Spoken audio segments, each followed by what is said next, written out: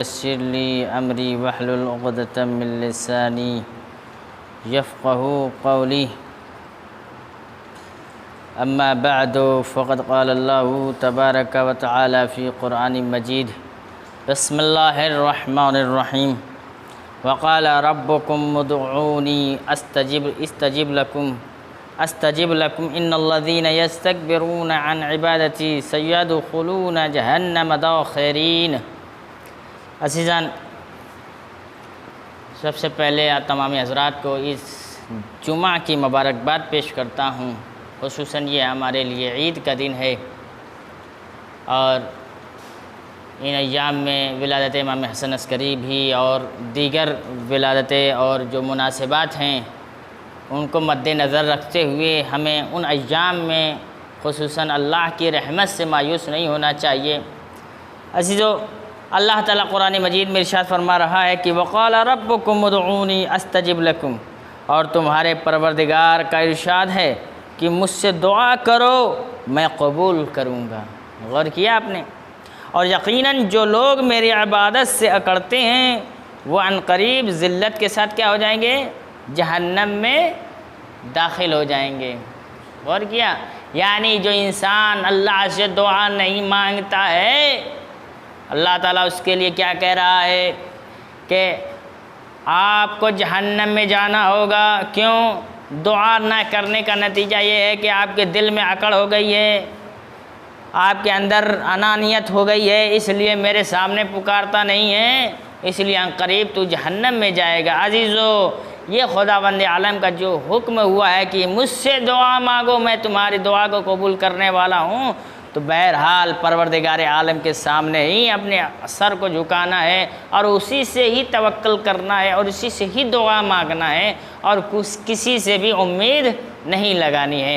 ایک جگہ ارشاد ہوا کہ قُلْ مَا يَعْبَأُ بِكُمْ رَبِّي لَوْلَا دُعَاؤُكُمْ. سورہ فرقان آیت نمبر 77 میں ارشاد فرما رہا ہے کہ پیغمبر آپ کہہ دیجئے کہ اگر تمہاری دعائیں نہ ہوتی تو پروردگار تمہاری پرواہ ہی نہ کرتا. غور کیا آپ نے؟ یعنی رسول اللہ کی دعا اگر امت کے زیر سایہ نہ ہوتی تو پروردگار عالم کہہ رہا کہ تیری دعا سے میں نے امت کو بچایا ہے، اور تیری دعا نہ ہوتی تو آج امت کو میں ہلاک کر دیتا. اس کا مطلب یہ ہے کہ دعا میں بڑی طاقت ہے. اگر کوئی انسان بقا کی حالت میں ہے، اگر کوئی انسان اچھے کی حالت میں ہے تو وہ اپنی ماں کی دعاؤں کی بدولت ہے یا اپنے باپ کی دعاؤں کی بدولت ہے، یا جو آپ مومنین ایک دوسرے کی دعا کرتے ہیں اس دعا کی بدولت پہ بعض مومنین خوشحالی میں ہیں. غور کیا آپ نے؟ اس لیے آپ سب کے لیے دعا کیا کریں. جب بھی کسی مشکل میں آپ خود ہوں تو دوسرے کی مشکلات کو بھی اپنی دعا میں شامل کیا کریں. کیوں؟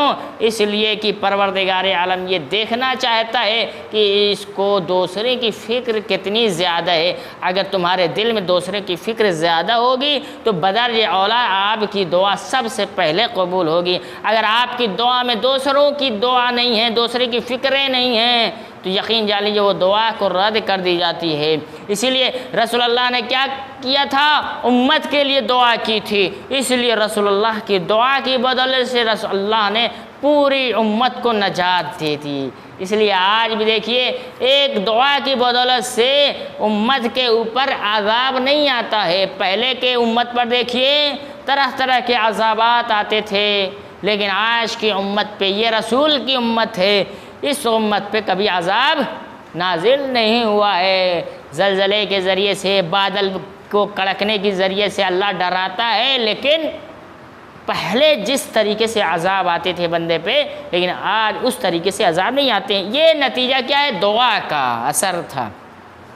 ایک جگہ ارشاد ہوا کہ وَإِذَا سَأَلَكَ عِبَادِي عَنِّي فَإِنِّي قَرِيبٌ أُجِيبُ دَعْوَةَ الدَّاعِ إِذَا دَعَانِ. سورہ بقرہ آیت نمبر 186 میں اللہ تعالیٰ ارشاد فرماتا ہے کہ اور اے پیغمبر، اگر میرے بندے تم سے میرے بارے میں سوال کریں تو میں ان سے قریب ہوں، پکارنے والے کی آواز سنتا ہوں جب بھی وہ پکارتا ہے. غور کیے؟ اے پیغمبر کہہ دیجئے اگر کوئی پکارتا ہے تو میں اس سے بہت زیادہ قریب ہوں.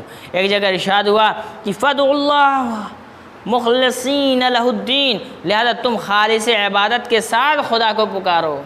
اگر خالص عبادت کے ساتھ نہیں پکارو گے تو وہ دعا کبھی قبول نہیں ہوگی۔ ایک روایت قال رسول اللہ الدعاء افضل من قراءۃ القرآن، دعا کرنا قراءت قرآن سے افضل ہے اور برتر ہے۔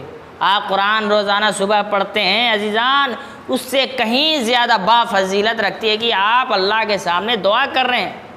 غور کیجیے، اللہ نے کہہ دیا، رسول اللہ نے کہہ دیا کہ قرآن پڑھنے سے بھی زیادہ دعا کرنا افضل ہے۔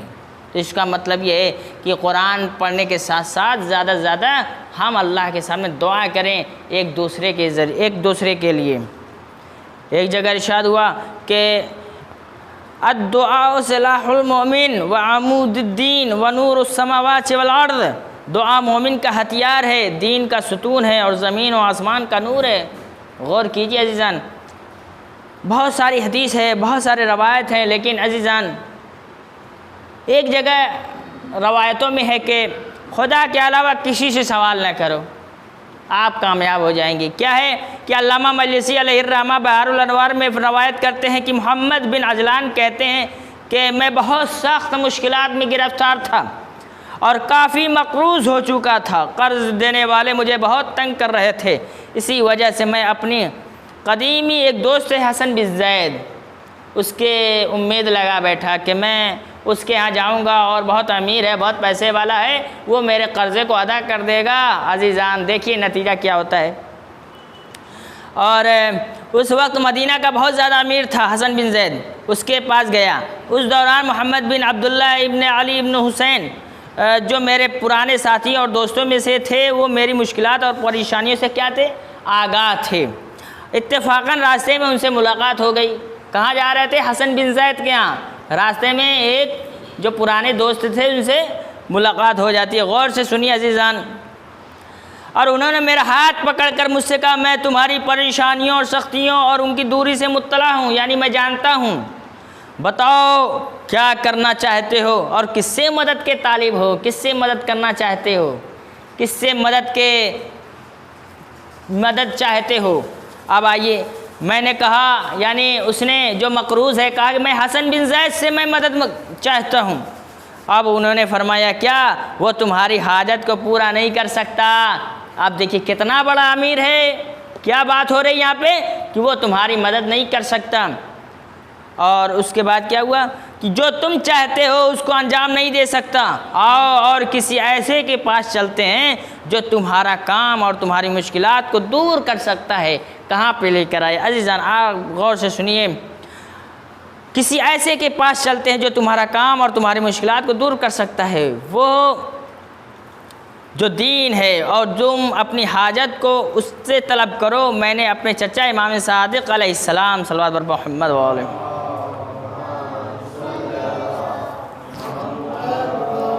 انہوں نے اپنے جد امجد امام حسین علیہ السلام سے، اور انہوں نے اپنے والد گرامی علی ابن ابی طالب، اور انہوں نے رسول خدا صلی اللہ علیہ وآلہ وسلم سے روایت نقل کی ہے کہ حضرت نے فرمایا، رسول اللہ نے فرمایا، غور سے سنیے، کہ خدا بند متعال نے اپنے بعض پیغمبروں کی طرف وحی کی، مجھے اپنی عزت و جلال کی قسم۔ دیکھیے کیا وحی کی، بعض پیغمبر، غور سے سنیے اللہ تعالیٰ وحی میں کیا ارشاد فرما رہا ہے کہ قسم، اپنی عزت و جلال کی قسم، جو کوئی بھی میرے علاوہ کسی سے امید لگائے گا میں اس کی امید کو نا امیدی میں بدل دوں گا۔ غور کیا آپ نے، میں اس کی نا امیدی کو نا امیدی میں بدل دوں گا، اور ذلت و خواری کا لباس لوگوں کے درمیان اسے پہناؤں گا، اور اپنی رحمت و فضل سے اس کو دور رکھوں گا۔ کیا میرا بندہ سختیوں میں میرے علاوہ کسی اور سے اسے حل کے لیے امید لگائے؟ حالانکہ سختی میرے ہاتھ میں ہے، پروردگار عالم کہہ رہا ہے، غور سے سنیے، حالانکہ سختی میرے ہاتھ میں ہے اور میرے علاوہ کسی سے کیا امید رکھتا ہے، حالانکہ میں مشکل کو حل کرنے والا ہوں۔ بند دروازوں کی چابی میرے پاس ہے اور میرا دروازہ ہر ایک کے لیے کھلا ہوا ہے۔ کیا تم نہیں جانتے جب بھی کسی پر کوئی مصیبت آتی ہے تو میرے علاوہ کوئی اور اسے دور نہیں کر سکتا؟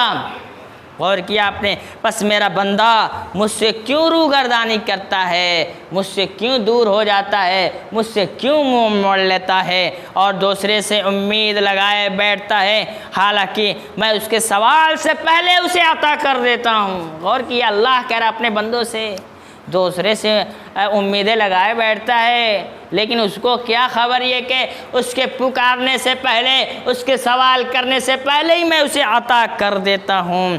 عزیزان، کیا ممکن ہے کوئی بندہ مجھ سے مانگے اور میں اس کو نہ دوں؟ یہ اللہ کہہ رہا ہے اپنے بندوں سے ہرگز ایسا نہیں ہے، جو بھی بندہ مجھ سے مانگے گا میں اس کو دوں گا، کیونکہ میرا جود و کرم خاص نہیں ہے، کوئی بھی بندہ خاص نہیں ہے، سب اللہ کے نزدیک ایک جیسے ہیں۔ کیا دنیا و آخرت میرے اختیار میں نہیں ہے؟ اے بندو، کیا دنیا و آخرت میرے اختیار میں نہیں ہے؟ اگر تمام زمین و آسمان کے رہنے والے مجھ سے کچھ مانگیں اور میں ہر ایک کو اس کی چاہت کے مطابق الگ الگ دوں، تب بھی میری ملکیت میں مکھی کے پر کے برابر کمی نہیں ہوگی۔ یہ اللہ تعالیٰ کہہ رہا ہے۔ اور کیا؟ اس کی قسم قسم کے حاجت کے مطابق بھی اگر کہہ رہا اللہ اگر وہ مجھ سے مانگے گا میں دینے کے لیے تیار ہوں، لیکن اللہ کیا کہہ رہا ہے کہ مجھے ذرہ برابر، مکھی کے پر کے برابر بھی میری طاقت میں کمی واقع نہیں ہوگی۔ غور کیا ایک صلوات پر محمد وآل محمد پہ؟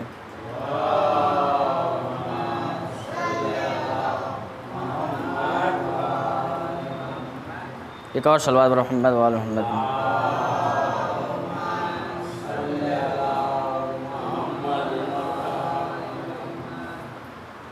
ایک اور صلوات پر محمد وآل محمد۔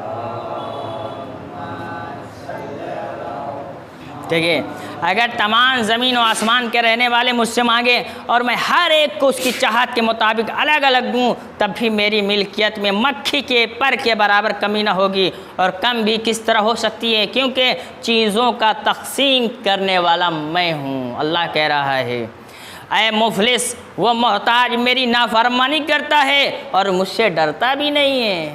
غور کیجیے، اللہ کیا کہہ رہا ہے؟ میری نافرمانی کے بعد بھی ذرہ برابر بھی ڈر نہیں ہے۔ اب دیکھیے، یہ حدیث جو چھٹے امام نے رسول اللہ سے سنی تھی، اس بندے نے جو مقروض تھا کہا کہ اے امام، اے آقا، یہ حدیث 3 مرتبہ دہرائیے۔ جیسے ہی 3 مرتبہ امام صادق علیہ السلام نے اس بندے کے سامنے پیش کی تو بندہ جو امید حسن بن زید سے لگائی ہوئی تھی وہ بندہ اللہ سے لگا لیا، کہا کہ میری امید صرف اللہ سے ہے اور اس دنیا میں کسی سے نہیں ہے۔ اب جیسے ہی عزیزان اللہ سے اپنی امید کو لگا لیا، اللہ ہی میری مشکلات کو حل کرنے والا ہے، اللہ ہی میری پریشانی کو دور کرنے والا ہے، جیسے ہی اس کے دل میں یہ خیال آیا تو پروردگار عالم، دیکھیے اس کے بعد کیا ہوا؟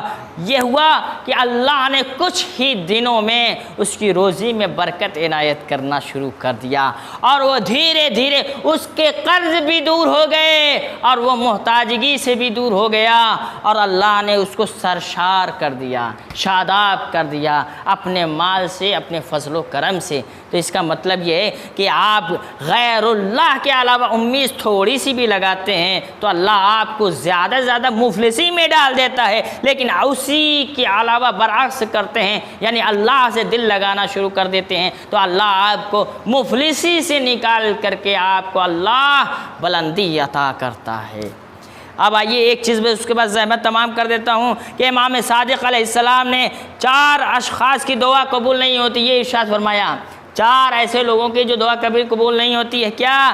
وہ جو اپنے گھر میں بیٹھا رہے اور کہے خدا مجھے رزق دے، اسے کہا جائے گا کہ میں نے تجھے تلاش روزی کا حکم نہیں دیا تھا، تم نے روزی کیوں نہیں تلاش کی؟ اس لیے جو گھر میں بیٹھا رہے گا خداوند عالم اس کی دعا کو کبھی قبول نہیں کرے گا۔ اس لیے روزی کے لیے آپ کو تلاشنا ضروری ہے، کوشش کرنا ضروری ہے، تب جا کر کے آپ کے روزی میں برکت ہوگی، تب جا کر کے آپ کو کام ملیں گے، بغیر کوشش کے کچھ نہیں ہونے والا ہے۔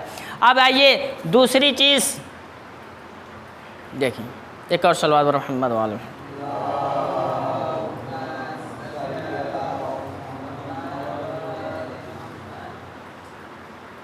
ایک اور صلوات پر محمد والے۔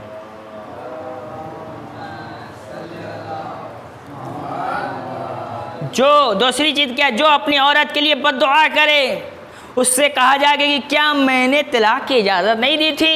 اگر تمہاری عورت بری لگتی ہے تو تم اس کو طلاق دے دو، لیکن خبردار اس کے لیے تم کبھی بد دعا نہیں کرنا۔ یہ چھٹے مان کہا کہ اگر تم بد دعا کرو گے کبھی تمہاری دعا قبول نہیں ہوگی۔ تیسری چیز کیا ہے کہ وہ جس نے اپنے مال غلط طریقے پر خرچ کیا ہو، غلط طریقے پر خرچ کیا ہو اور پھر خدا سے رزق مانگے، اس سے کہا جائے کیا میں نے میانہ روی کا حکم نہیں دیا تھا اور کیا اصلاح کا حکم نہیں دیا تھا؟ میں نے تمہیں مال دیا تھا اچھی جگہ خرچ کرنے کے لیے، لیکن تم نے تو آسائش کے لیے خرچ کر دیے، تم نے تو اپنے بچوں کو اس طریقے سے خرچ کیا حالانکہ اس کو ضرورت بھی نہیں تھی۔ تم نے تو کبھی دین کی راہ پہ خرچ نہیں کیے جہاں پہ خرچ کرنے چاہیے تھے۔ اس لیے اللہ کہہ رہا ہے کہ اس انسان کی کبھی دعا قبول نہیں ہوتی جو غلط طریقے سے پیسے خرچ کرتے ہیں۔ چوتھی چیز کیا ہے کہ وہ شخص جو بغیر گواہ کے قرض دے، اس سے کہا جائے گا کیا میں نے گواہ بنانے کا حکم نہیں دیا تھا؟ تو اس کا مطلب یہ ہے کہ جب بھی آپ زیادہ 50,000 10,000 کسی کو قرض دیں تو کسی کو گواہ بنائیں، اس لیے کہ آپ کو وہ تہمت نہ لگائے، نہ آپ اس کو تہمت لگا سکتے ہیں، نہ بہت سارے ایسے مسئلے ہو چکے ہیں عزیزان۔ اسی لیے اسلام نے جو حکم دیا ہے کہ کوئی انسان کو قرض لو تو اس کو کسی کو اپنا گواہ بناؤ تاکہ وہ گواہ بن کر کہے کہ ہاں فلاں نے فلاں کو کیا ہے قرض دیا ہے۔ اسی لیے ایک بہت بڑا حادثہ ہو گیا تھا، ایک شخص انتقال ہو گیا، دو لوگوں لڑائی ہو رہی تھی، وہ کہہ رہا کہ نہیں میرا 6,000 باقی تھا، وہ کہہ رہا نہیں میں نے جو ہے 5,000 دیا تھا، 1,000 کا ڈفرینس دیکھیے عزیزان۔ اب ایک بیچ میں جو مومن بندہ آتا ہے، غور کیجئے متقی انسان، کہا کہ ایسا ہے نہ تمہارا 6,000 نہ تمہارا 5,000، بیچ کا اختیار کرو 5,500۔ غور کیجئے یا 550 تھا یا 5,500۔ اب دیکھیے 500 اس نے تو اعتدال کر دیا، فیصلہ کر دیا بھیا 5,500 دے دو، نپٹا دو، ختم کرو۔ اب مرنے کے بعد کیا ہوا؟ ایک غلط فیصلے سے اس انسان کے پیروں میں روز سانپ کاٹتا ہے اور سانپ کاٹنے کے نتیجے میں پورے بدن نیلے پڑ جاتے ہیں۔ اور یہ میں نے یہ واقعہ سنا چکا عزیزان۔ اسی لیے غلط فیصلہ کسی کے بارے میں ہرگز نہ کریں، اور جو کسی سے قرض لیا ہے صحیح مناسب جتنا بھی قرض لیا ہے اس کو ادا کرے، نہ کم دے نہ بہت زیادہ دیں۔ عزیزان بسم اللہ الرحمن الرحیم، انا اعطیناک الکوثر فصلی لربک وانحر ان شانئک هو الابتر۔ یا اللہ شکر۔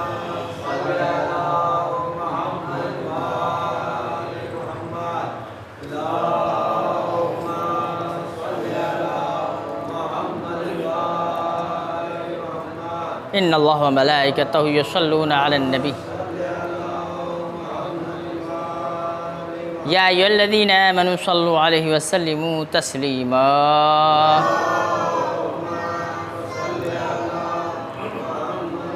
اللہم صل علی سید المرسلین وشفیع المذنبین نبینا محمد صلی اللہ علیہ وآلہ۔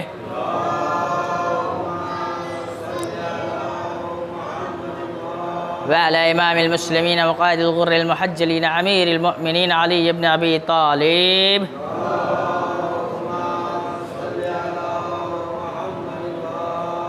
صلوات الله عليه وآله وعلى سيد نساء العالمين وبضعة خاتم النبيين سيدتنا فاطمة بنت رسول الله صلوات الله عليها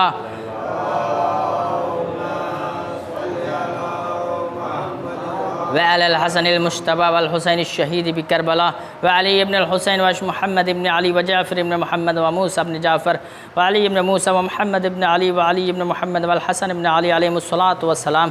اللهم صل على مولانا صاحب الزمان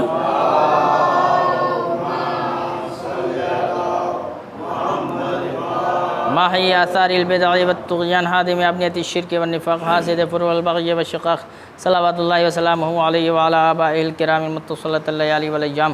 اللهم عجل فرجا وسهل مخرجا وكن ناظرنا بنظرة منا إليه واجعلنا من المستشهدين بين يديه وتفضل على أمرائنا المؤمنين بمزيد التوفيقات وازدياد الإقبال والعلو الدرجات۔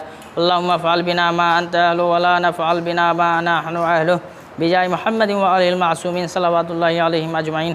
اللهم اجعلنا ممن يذكر فتنفعه الذكرى إن الله يأمر بالعدل والإحسان وإيتاء ذي القربى وينهى عن الفحشاء والمنكر والبغي يعظكم لعلكم تذكرون۔